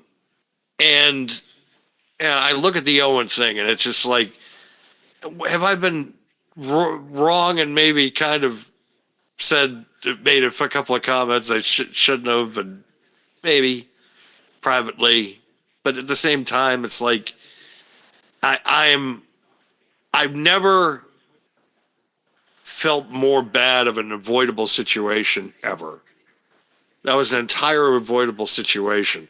Most of the deaths in the industry have been avoidable. But that was one, it shouldn't have happened. It shouldn't have happened. Never should have happened. Owen Hart should still be alive today doing shoot interviews. He should have him and Brett should be like smoking a joint somewhere. That's what should be happening right now.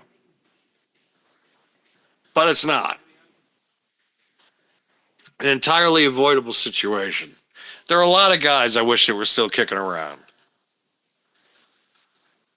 And that's part of the whole thing with the wrestling industry, because it's like, not only are you upset because, like this guy's getting pushed, this guy's not getting pushed, but you also have like the tragedy baggage because some of your favorite wrestlers, I mean, talk about Eddie Guerrero, that's coming up on 20 years next month of that happening. Crazy.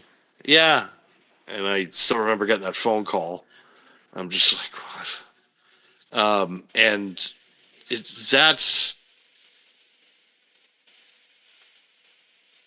that's always been like this hard part.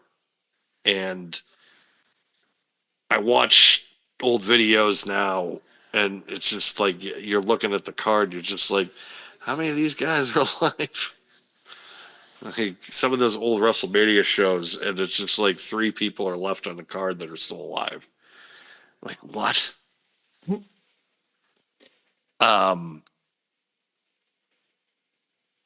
Yeah. I love how it just we got all morbid. People were just like, what the fuck is going on? Hey, man. When things are going on currently, sometimes you're just like, the last thing you want to do is talk about like the current product. Because again, as we've said it here before, we don't lie to you here. And again, I'm not trying to get like a media scrum pass. I need to tell you when because I've heard somebody, you guys are the most miserable. Look, I want to love this industry. And I love this industry. I'm always going to love it. But at the same time, it's hard for me to come onto this program and tell you that everything's all good and lie to you. I don't want to do that. I don't want to destroy my credibility, and I also don't want to lie to the audience. Because lying to the audience is not something I'm willing to do. It's not. Because I could sit here and tell you the brights, which I think we have. I told you I like Hangman Page right now. I think he's been probably one of the better wrestlers in the last couple of years in AEW. And his booking is no fault of his own. I think it's stupid the fact that he gets MJF as his first opponent, then he gets Kyle Fletcher, and now he gets Samoa Joe for the most random reasons. To that point, though, about MJF, like I think he's been another bright spot too. But once he got hurt, he came back, and his booking was never the same since he's come back. No, it's been the shits. It really has. The Hurt Business stuff was okay. Yeah, or the Hurt Syndicate, sorry. Whatever it's called. Yeah, exactly. But at the same time, yeah, I get it. It was literally what we just talked about with Owen Hart. Right. And the Nation. Like, that's literally what it was. 2 weeks, and then it was it. It was just like, then that's done. There was no blow off to that because there was never a match between Lashley and MJF. There was never a match between MJF and Shelton Benjamin. There was never a match between him and MVP. Never a promo battle either, which I'm glad of that, because fuck. MVP just needs to shut up. Just shut the fuck up. Yeah, it's like, hey, I'm going to wrestle again. Why? So you can eat the pin? Like... Yeah, exactly. Okay. Exactly. It's I think they've all been bad lately, and I think it's unfortunate because I we talked about this before, especially with at least WWE, but definitely with AEW as well. Coming out of some of their big summer shows like All Out and SummerSlam, there were a lot of high points with both shows. They really did have some great shows in the summer that really they came out of things, and I really had high hopes for WWE when they went to ESPN. I was like, solid card, like AEW, same thing. Even though I was a little concerned about All Out booking, I'm like, really? You're gonna do that at the show? Really? All right. Buy rate did well. Good for them. But the TV ratings, I would not be happy with that. That's not a good trend. Well, more people watch on Max. Nah. Okay, and Exactly. I mean, plus the other thing too is like, okay, that's Dynamite. Look at Collision. They can't even top 300 at this point. I don't think.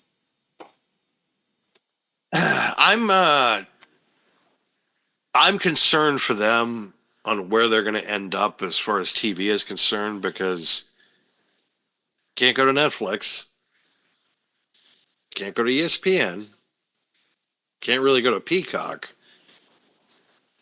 and they definitely can't go to Peacock because they still have NXT. They can't go to Peacock, but AEW also can't go to Paramount either, because I think Paramount just has brought in that UFC deal. So yeah, that's right. I forgot about that's TKO entity. So the only places I consider that AEW can go to is Amazon or like Tubi. And Tubi ain't going to pay them the money that fucking they're getting right now from Turner. I mean, listen, they have those deals in place. So depending on potentially where, kind of like we talked about with HBO, where HBO might end up, they might be okay. Might be, right? Big might. Because they still have those deals in place. So unless those networks, if they get bought out and, they have those deals with WWE, I think they'd have to buy them out. And I don't see those networks doing that, number one. But number two, there are other places. Like you could do something with, potentially Disney of all places, which I doubt would happen. You could maybe go to some of the movie channels like Stars. Stars is self-owned, I believe. I don't think it ties into any of those other providers. And you could maybe do something like that. I don't think that's out of the realm of possibility, but who knows? Or if he was smart, which not for nothing, I know this is something that WWE did before they realized they really couldn't maintain it themselves, is do their own thing. Didn't Ring of Honor have its own service? Yes, Honor Club. Yeah, so why is that not being relaunched and repackaged? That's the thing, and that's what I said when they bought it. When they bought it, I said the exact same thing. That's what they should have done. You have Honor Pass, you can repackage it into AEW Ring of Honor Pass or something like that, and just utilize that service because it's already in place. I think that might be a possibility for them down the line, considering the fact that, but at the same time, when you have a high payroll like they do, you need the revenue to come in. You're probably not, I'm sure that. That's fair. The pay-per-views, yeah, you're making $5 million a shot, probably each pay-per-view. So that's good. But you also have expenses, so maybe you're getting half that. So it's not like a $5 million gate. Now you're looking at $2.53 million, because you got to worry about transmission. You got to worry about the costs, the building overhead, the production, blah, blah, blah, blah, blah, the taxes, the rental fees. There's so many other factors than just the talent contracts that everybody talks about. And if your talent budget is $100 million, that is pretty much 2/3 of what you're making from your TV deal. That doesn't exclude your merchandising and licensing and stuff like that, which I pretty was much actually these just thinking days about are. the merch too, because they're probably not selling any of those fucking figures anyways. Well, the rumor is, and it was a heavy one that's been coming out the last couple of weeks, is that they were going to lose their action figure deal, but that has been confirmed not the case by Jazzwares. They said that they still have full lines coming out through 2026, so it could be just the end of the Jazzwares AEW relationship, or they'll find a agreement at some point. I loved it with some people that were trying to say, well, maybe they can get Hasbro now. It's like that is not going to happen, considering Hasbro wants to get out of the toy business in general and just start going to like and dealing with like board games and that type of stuff. Well, I mean, not for nothing too. Like, here's the thing: regardless of any of those companies, they actually have to sell the merch too. Yes. It like I feel like anybody who collects this stuff knows like the EW figures tend to sit there for a very long time. I did just make a purchase though with Jazzwares, but the only reason I didn't, it was funny because Booran a couple months ago they released the Sting, the Evolution of Sting box set, and it was $100, and I told and Booran was going to buy it, and I just said, "Wait." He's like, "Yeah, but it might sell." I'm like, It's not Just gonna wait. sell out, dude. "Just wait." And last week, lo and behold, it was 50% off. Yep. So I'm like, now. I bought that, the FTR 2-pack as well. Because it looks like a VHS. Actually, I have it right here to be quite honest. The FTR action figure set, which it looks like a VHS tape, which is part of the reason I got it. And I do like FTR as a team. Maybe not when they talk, but I like their I like them as a team, to be honest. But this is really cool not to pass up, considering this was half off too. Yeah, it's And pretty good. this is yeah. And I like Jazzwares Vault collection. A lot of the special figures too, they do really well. I did end up getting that Tony Storm black and white figure last year. Actually, I think that was for my birthday. I forget. May have been my birthday. And then I ended up getting the Sting Jack the Ripper figure too. So Oh, no. my Sting figure collection has grown a little bit as well. But I've come to terms in recent months that my collecting is beginning to slow down, so to speak. Nothing new to collect right I'm now. buying less. Yeah, I'm buying, and it has nothing to do with the tariffs. Ooh, no, nothing. It has to do with there are a lot of talent right now that I'm afraid to buy because I don't know how they're going to turn out. Just either booking sense or worried about injury concerns, things of that nature. Because it's like, yeah, I bought, I thought Cora Jade was going to be something at one point, so I had bought her figure, and now it's just like, well, this is useless. Like, Yeah, she's never coming back. Clearly, I mean, there would be some that I would buy, like just using some of the fresher talent lately, like Obafemi and Trick Williams, like we talked about before. yes. Like Stephanie Vicaire, like Jordan Grace, like those are some that I would probably make the considerations for. Current but newer talent that will probably be there, versus somebody that is not getting called up like ever, right? Like I bought a Shayna Baszler figure. I bought a I don't disagree with the Shayna Baszler approach. No, I bought a Raquel Rodriguez figure when she was in NXT. Like, there's several talents that I bought that I just look at and I'm just like, why did I do that?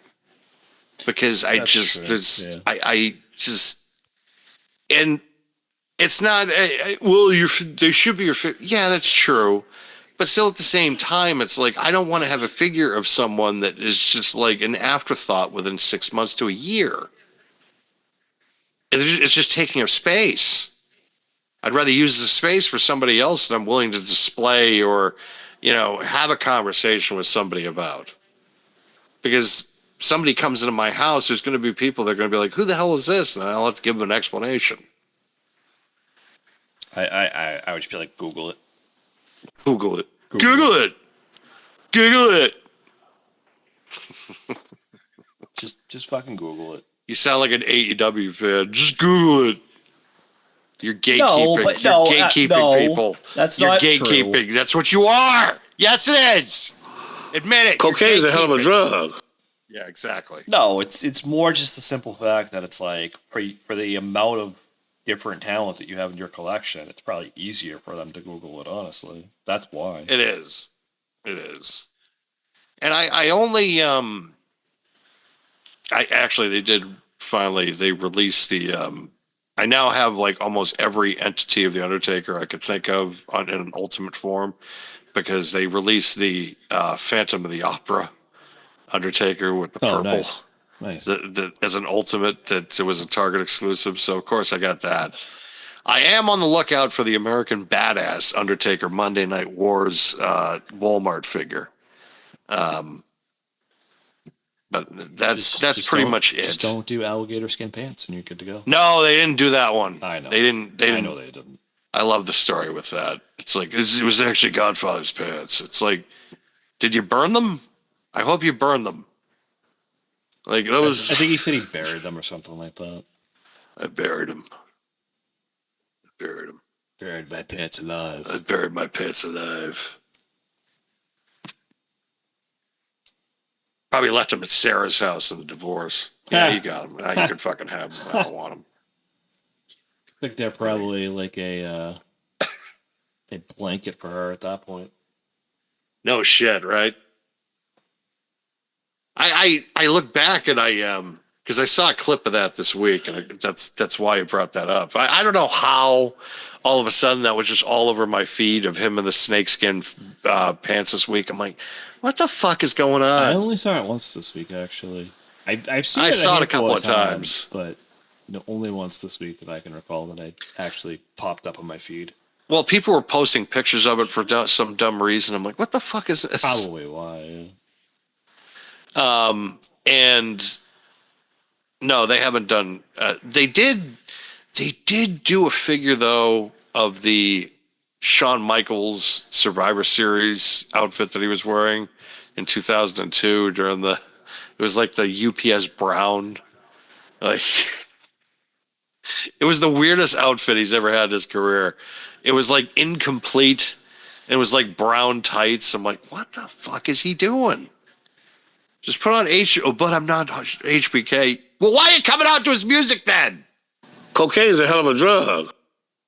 Oh, come on. Sean's clean. He is now. Yes, exactly. He is now. At that time, I don't know, man. Well, no, this is after he came back. Oh, was it? This is after he found Jesus. Okay. So.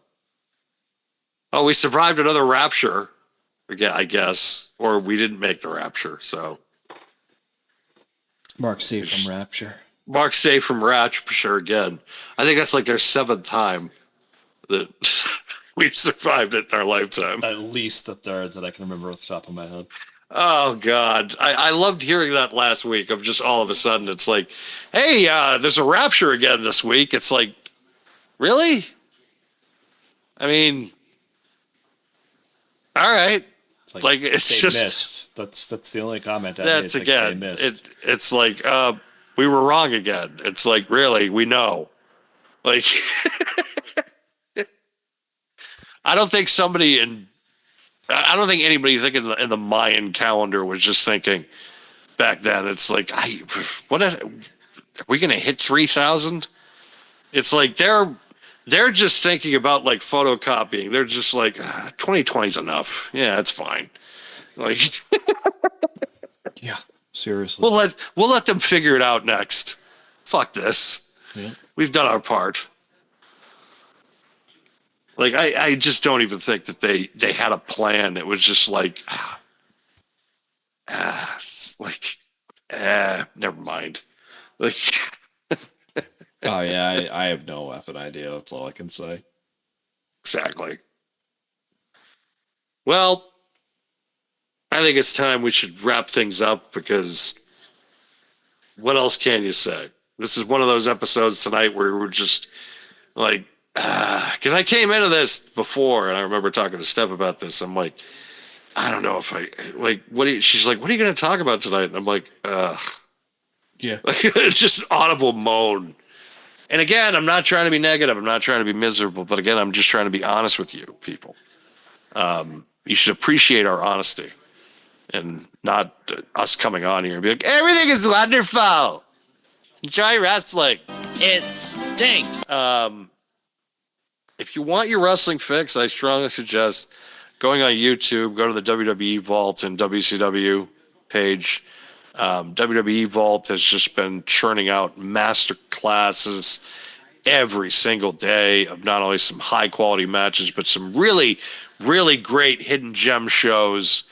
Not just from WWE, from other promotions as well. And they've been doing a lot of mixtapes. They just placed one of like Kurt Hennig this week. So, I mean, Yeah! you can get your fill in, even if you're not really kind of heavy on the current product. Of course, we'll come back next week. We'll talk about, I think Night of Champions is next week, if I'm not mistaken. Yep. So we'll come in and preview that.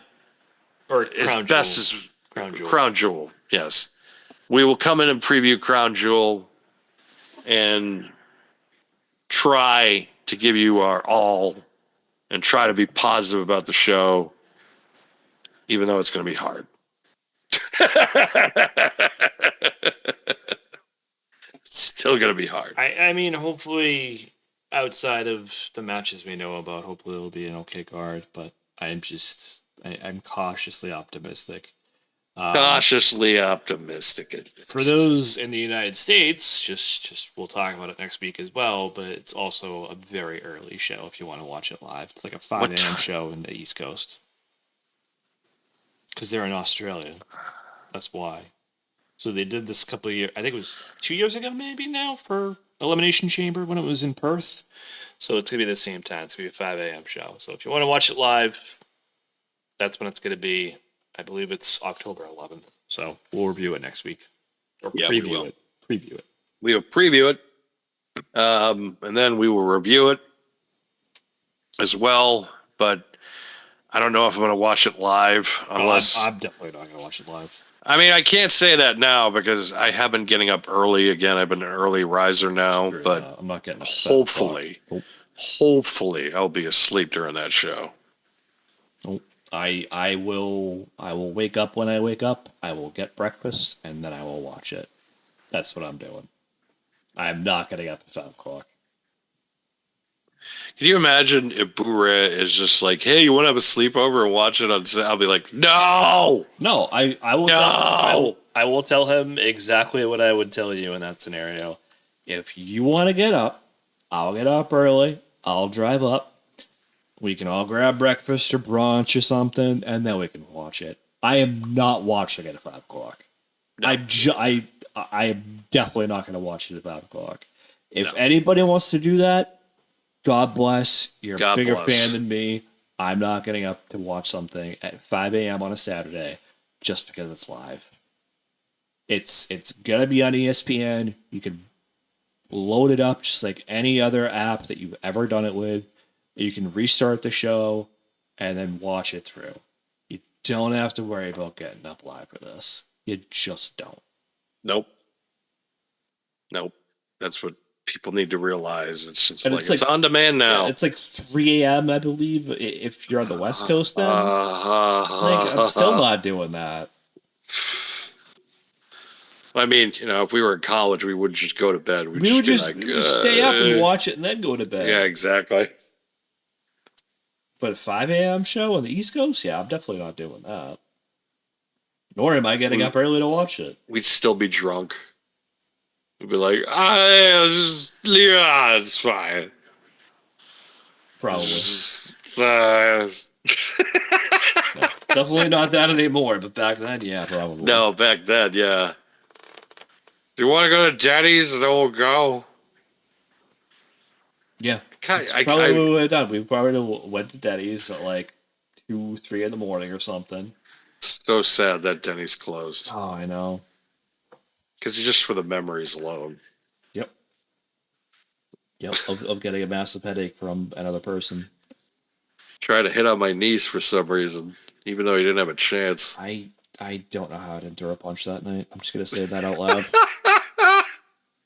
either at the show that we went to, or at Denny's, or at any other point in the evening, for that matter. But still, I'm just surprised I didn't.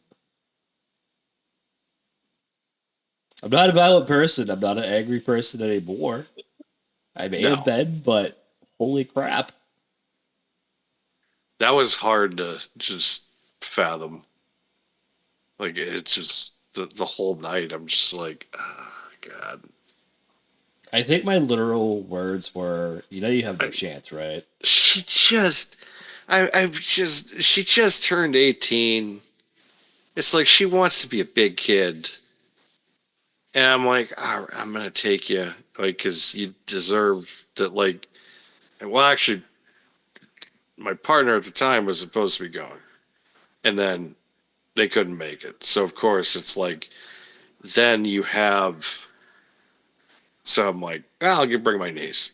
My niece is like, of course I want to go. Right. And then the funny part is that started a war with her sister, because I bought her an Undertaker teddy bear, and then my niece is just like, why didn't I get one? And I'm just like, I didn't know you wanted one. You weren't there. It's like, I didn't know you wanted one. It was actually a fun tradition, because I ended up buying her the same one like a couple of years later. But I remember my uncle bought me the teddy bear, the Undertaker one, when I was a little kid. So gotcha. it was kind of like a pay it forward moment, Right. which I found was really cool. Which, yeah, I miss the old days. I miss the old days of those merch stands. They were so much cooler back then.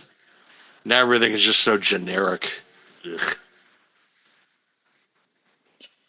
Yeah, pretty much. Or they're just printing shirts for the sake of printing shirts. Yes, and yes, and yes. Yeah!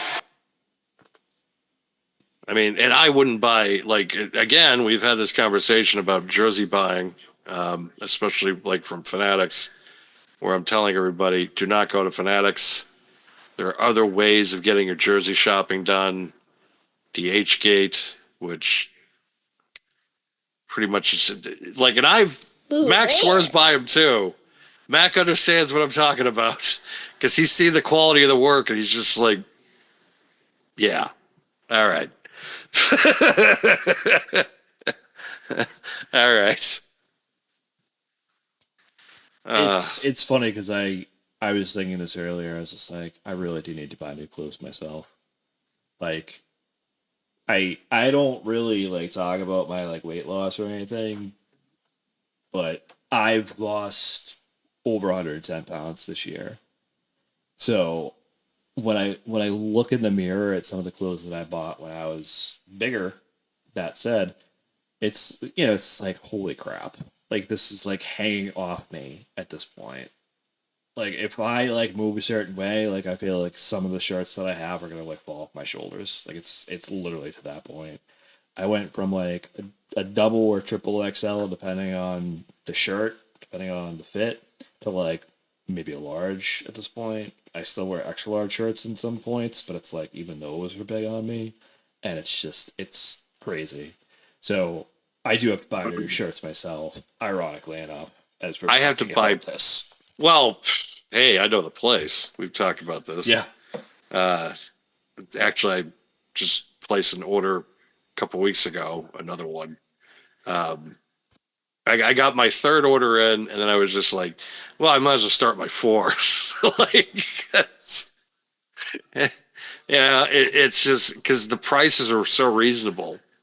And it's like, and again, now there are ways to be able to spread things out, especially too when it comes to collecting.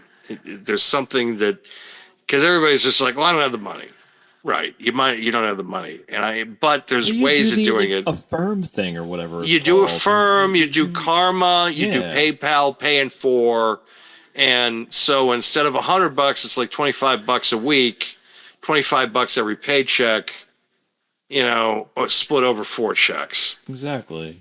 and which makes your life easier, and it's able to justify too of just like, okay, so it's only $25 this week. Or it's just like you put shit on your credit card if you have one, and you just pay it off slowly. Like, Yeah. there's ways to do things.